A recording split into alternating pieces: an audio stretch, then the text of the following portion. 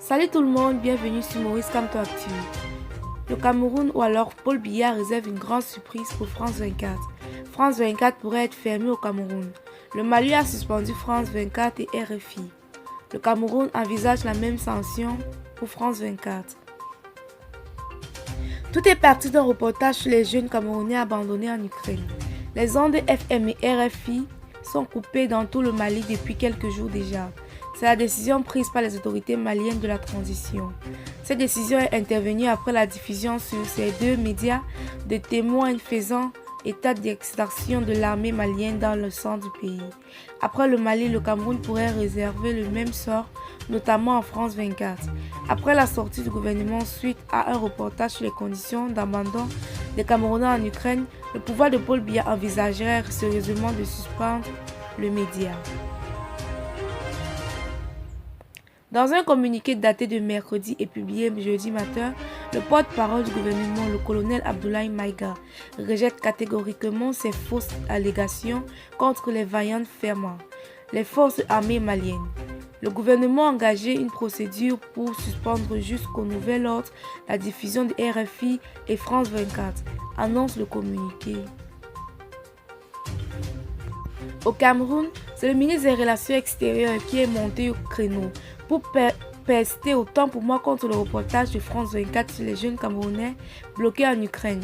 Selon le pouvoir camerounais, ce dossier est un montage grotesque qui vise à saper les efforts de Paul Biya dans le cas des Camerounais en Ukraine. Le ministre des Relations extérieures informe l'opinion publique nationale et internationale que, suite à la crise en Europe de l'Est, le gouvernement camerounais a été demeure très sensible à la situation des compatriotes vivant dans cette zone. Aussitôt, après le déclenchement de cette crise, le chef de l'État, comme à l'habitude, a donné ses instructions dirigeant au gouvernement en vue de prendre des mesures urgentes et nécessaires pour l'encadrement consulaire et la prise en charge de tous les compatriotes en situation de détresse, avait rappelé le gouvernement.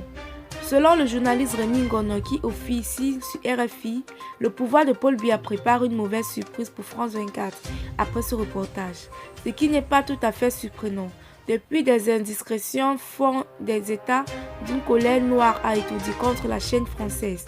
Mais Paul Biya va-t-il franchir le pas comme Assimi Goïta? Le jour à venir nous édifiera. Ils sont des dizaines de Camerounais à être bloqués en Ukraine sans aucune perspective d'évacuation. Des étudiants et travailleurs, mais surtout des familles avec femmes et enfants. Ils sont obligés de se tirer dans ces abris pour échapper au bombardement.